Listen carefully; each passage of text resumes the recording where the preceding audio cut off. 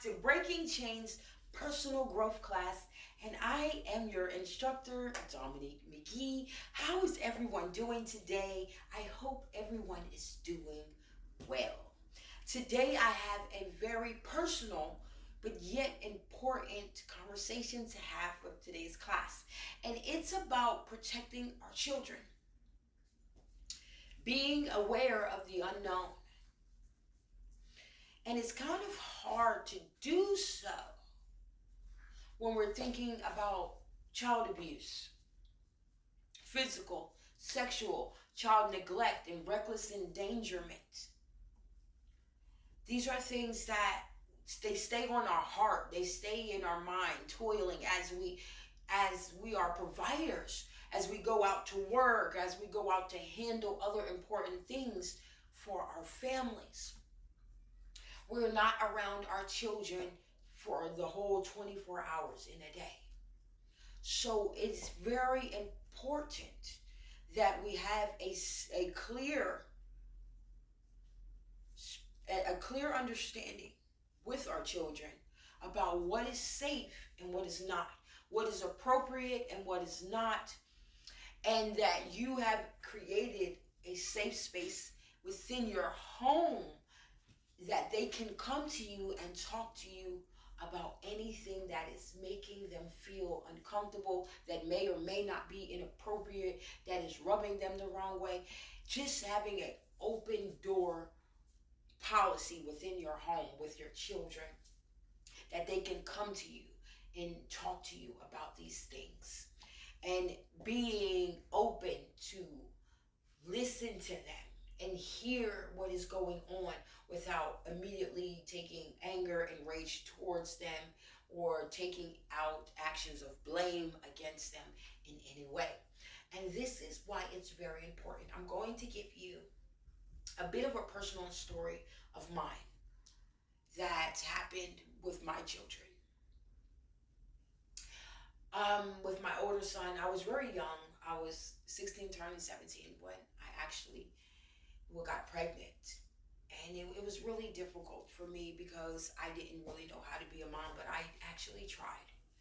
Every step of the way, I try every day today to be a better mother than what I had, a better example for them, a caretaker, a provider, a nurturer for them. All that I didn't have, I have to bring out of myself and pour into them. And that also is keeping them safe. So let's go back into my life when I was younger and I was living the life. I was dancing. I was definitely in the strip club for most of my nights. I was working.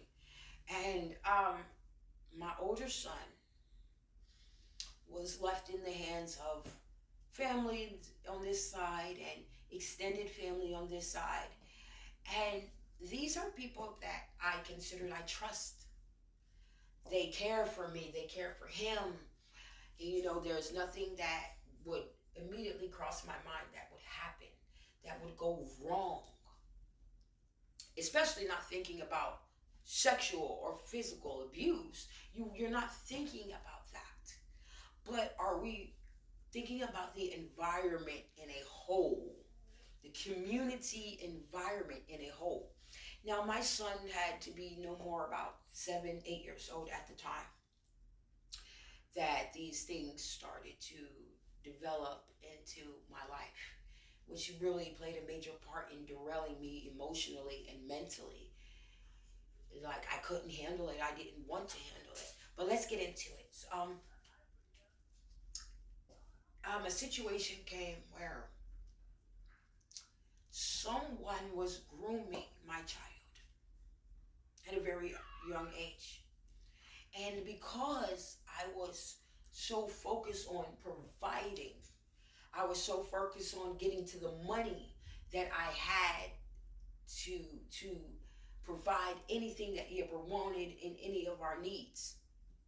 See, I was in a mindset of work hard to give him. So I wasn't really present all the time when he needed me to be. Because this was the lesson that I learned, that sometimes money does not, the means of providing and and seeking and working hard for the money does not trump being there, being active, being involved. No, it's like, okay, I'm not there because I'm doing this, but I still am obligated to be there, to be active, to be involved in my child's life. And I'm like, but I'm not there because I'm trying to learn how to provide for him. And I'm looking at what's in my hand, and all I have is a handful of pain and a handful of skills that I learned in a previous situation that was not healthy, that was not good. I learned all of my stripping, all of my street skills in my trafficking situation. A lot of that thing that I fought against, I was young, my mentality was young, so a lot of that was put into me went with me.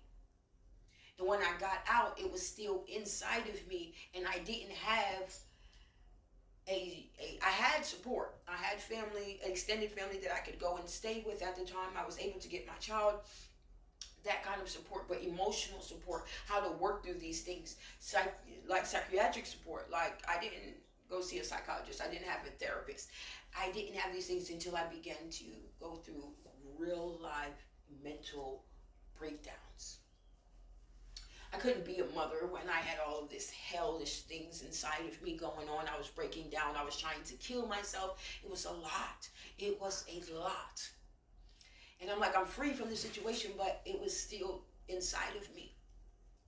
And my mindset, my ideologies as to what I believed true followed me out of that heinous injustice situation into a lifestyle of living the life, as in being a dancer, being a stripper, being sold, to the highest bidder. And it was crazy for me to say that I have to do this because I have to provide for my child. And so my child is in the care of grandmother. My child is in the care of my spouse at the time. My child was supposed to be safe. Now, the overall community, remember I said that, the overall community, who they interact with within their circle, within our community environment. So, to my knowledge, when I found out that the grooming had went beyond conversing my child, but went into actually performing sexual acts on my child and with my child. And once I found out that this was happening, it was because my son was acting out.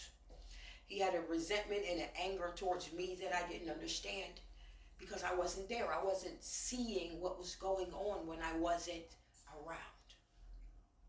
And he was going through so much that he could not even muster the strength to tell me. And as a mother, I should have been able to identify, but I wasn't. And my spouse at the time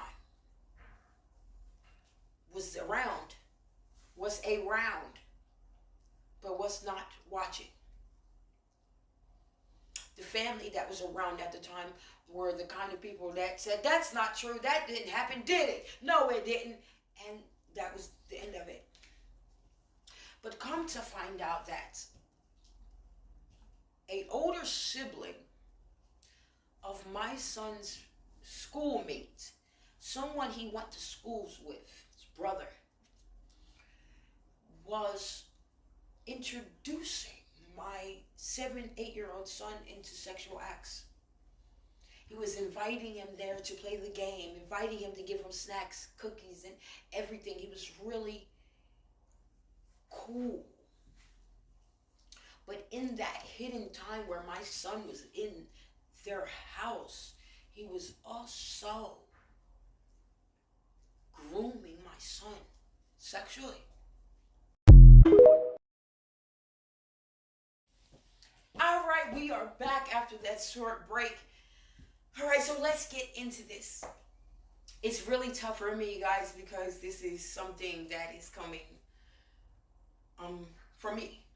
And it's really real and it's deep, and that's why I feel it's important to share with you.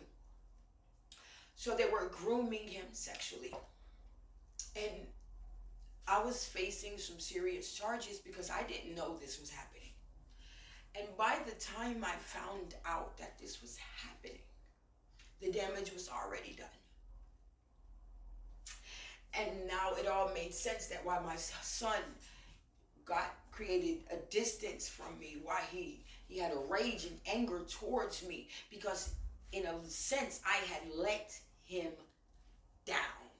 I was not there for him when he needed me the most, and I did not see the signs. And when I found out, I was so angry and I was so hurt, and I wanted to just, I wanted to do some really, really gangster things. And my son wanted me to do that too. He was like, yes, that's the mom I know. Let's get gangster. Let's go handle this. That's what I need you to do, Mom. But I didn't. I got the authorities involved because it triggered a CPS case for child sexual abuse. So I was being investigated, and it was a lot to take in. So I had to go and sit down with my son and have a conversation with him to allow him to know that it was a safe space and that he could talk to me about what was going on, and that I was sorry that I was not there. And the conversation that my son had with me almost broke my soul when he was telling me what was being done to him and how petroleum jelly was being used and all of these things. And he was such a young child at the time. My mind, my heart, my soul, I couldn't handle it. Then we had to go to advocacy centers and different places to speak on what happened. The proof was there. Okay? No charges were pressed. The prosecutor, for whatever reason, could not move forward with the case. And my son did not get justice. And it created the biggest wedge between me and him as a mother and a son, because I had failed him and I couldn't really understand how I didn't see the signs when I am a victim myself. How I was so focused on providing for him that I was not there for him. How I didn't notice that he started to isolate himself, that he wasn't that bright, happy child anymore, that the light had gone out of his eyes in a sense, that he had become dark and something had been taken from him. And it was so long of a term to fix it, and I'm still not done fixing and trying to help him rebuild his life. And it was so much that I didn't understand. And at this time, I needed the support, and he needed me to be strong for him. He needed me to support him in this situation. And I had another son, his little brother at the time. And what the state does is, they tell you that if it happens again, that they will take all of your children from your custody, and that you could not keep them if it happens again. So it's like, one hand, there is a group of people saying, let go of that child. You can't do nothing with him. And my heart and soul is saying, I will never let go of my son, because he's not wrong. Wrong was done to him. And as a mother, I should have been there. So now I'm here before you to tell you about these signs.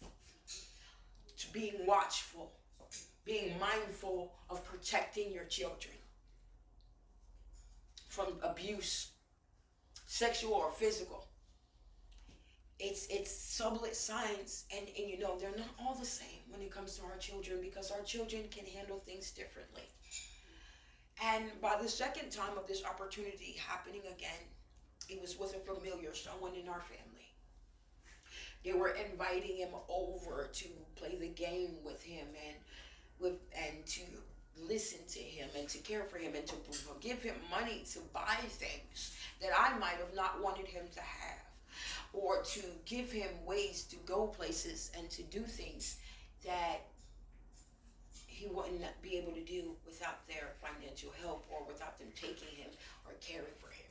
So they manipulated a relationship that they had with him, making him believe that they care for him, that they're there for him, and what they're doing to him is not wrong. So now I got another situation where a family member is performing sexual acts on my child and giving him gifts. And my son broke down to me. I'm sorry, guys, because this hurts. I'm so sorry. My son broke down to me because he wanted me once again to pick up the gun. He wanted me once again to fight for him. He wanted me once again to do something that the police was not going to do something that the system was not going to do. And I went to so many people and I begged and I asked, what can I do without losing my other son? Because if I go back and turn into the animal that I used to be, there is no coming back for me. So once again, I got the authorities involved. He had to go to the advocacy center. He had to show all this proof. He had to do all of these things. And once again, they came back and they said, I'm sorry, Miss McGee, we cannot move forward in prosecuting. And my son, something broke in him that time about trusting in me and about caring about what he felt I did. He felt like I didn't care. He felt like he couldn't trust me. He felt like I wasn't there for him. So this pushed him further out into the grips of the world where he can be manipulated and preyed on. And for me, it was like he had so much anger and rage that he was saying, I would kill you, woman. You don't love me. You don't care about me. You left me to be done this way. And I failed. I couldn't. I'm not going to lie here. I'm not one person to lie. That's when the alcohol and the drugs got really bad, and they came in as a major part of my life because I had no one I could turn to, just like he couldn't turn to me, and I didn't want to mentally or emotionally deal with it. I could not understand that out of all of the abuse that I had endured, that my child was now being abused. Like this devilish spirit was moving through my family, and it didn't matter how far I moved away from my natural bloodline, it was still there. So now I'm like, what did I do? You were over trusting. You didn't ask questions. You weren't paying attention because you were so driven on providing. And at that moment, I realized that providing didn't mean as much as being there. Being attentive. Paying attention. Making sure that my environment in my community was a safe place. Providing that safe space that he could come and talk to me about things that were happening, if they were happening, and when they were happening, because he was feeling hurt and confused. Despite what anyone else told him that would happen or what they would do, it has to be a bigger safe space between me and him, that no matter what anybody says that they would do to her or they would do to me, that I could go to my mother and trust in her to act and be there for me.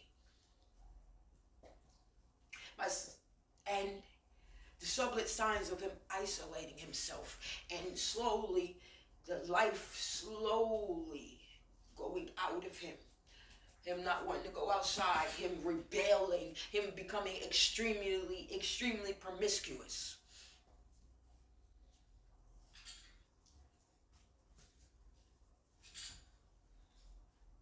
Everything about my child started to change. The way he carried himself, the way he spoke, how he behaved, how he interacted with me, how he treated me.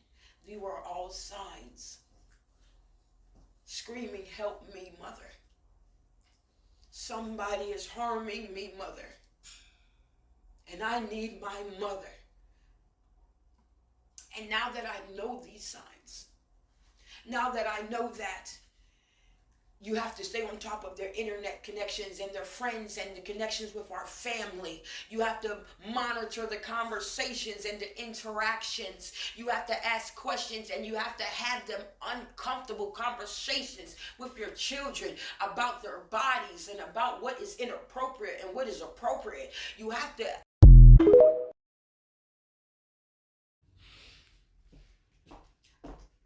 Okay, we are back. We are back. So, I'm not going to cry, but every time I get into speaking this part of my testimony, I can feel the pain swelling up in my chest. And I got to contain my emotions because it is extremely painful. It is extremely painful to be an example. And it's extremely painful to get up here and say these things. But as I continue on into this, as I didn't recognize all of these signs, when I tell you that when my son finally actually spoke, the world knew before I actually really knew, like, the origin and everything. And I still don't know to what degree, who or what or how. And I believe that that's not that's not my testimony, that's his. And I have to give him that space and that grace. So in this, he made a post at a very young age, and I didn't even know he had social media. It was like a really big thing. I was livid. Because I had, like, all of these things are coming to life. All of these things are coming, and I'm trying to make the proper changes in my life, and it's to no avail. I'm just hitting this brick wall, and this hits me, and it's so serious. And my son says that it was a father figure who initially started this, and that broke my heart to feel like I would invite someone into my life that could potentially hurt my child, or that his father could potentially hurt him. To what degree? And I'm going through my life, like, how many interactions has he had for him? When did I mess up? How did I mess up? And I caught it. I was so focusing on providing, but I wasn't present. I was present at the club. I was present working. I was present trying to pay bills. I was present on that side. He never missed a gift. He had all of the latest shoes, all of the best clothes. He was spoiled, but he was also hurting. So when I say pay attention, if they start regressing, if they change how they communicate with you, if they begin to isolate themselves, become promiscuous, or very, very closed in, and many children handle it different ways. My son became very active in violence.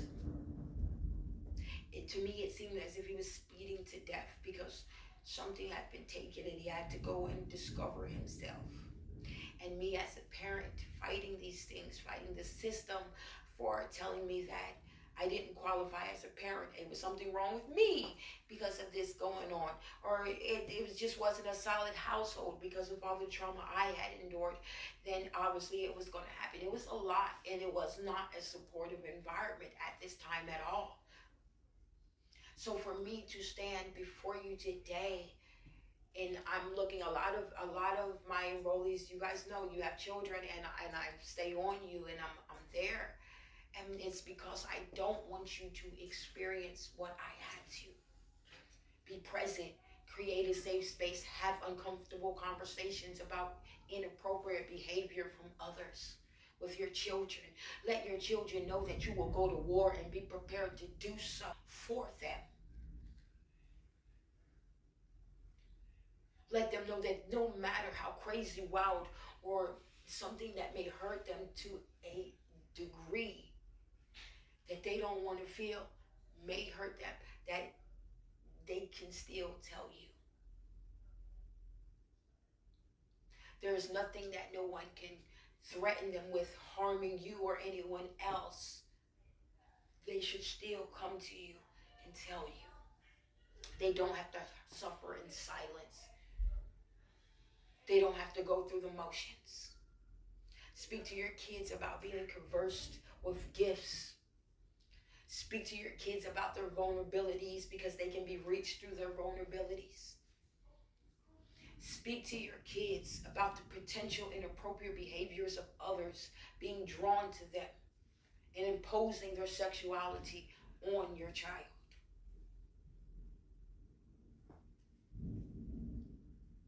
I am thankful for God's grace for moving in my son's life, for him discovering himself, from that being a part of his testimony and not breaking down his life completely. I suffer greatly still to this day, and I know that he does. But as I take steps forward to rebuild my life, I do it with him in mind. I do it with my other sons with mind. I do it now. I have a grandson with him in mind. Raising them to be good men, raising them to be men that are aware of themselves, that are aware of inappropriate behaviors that they cannot produce, that they should not deal with when it comes to them. Learning, teaching them about their bodies and their personal space. Teaching them to value themselves and to value others. So not to disrespect other women or other people. It's a lot that can go, and it can look so many different ways. So I'm here to say, listen, pay attention to your children. Protect your children. Pay attention to how they move, how they interact with you, how they behave. I'm sorry if you got to be the helicopter parent and stay on top of their internet activity. Who are they in contact with? Who are they connecting with? Who are their friends? Who are their friends' parents? Who is at their house? What goes on in their house? What is your child allowed to do when you're not present?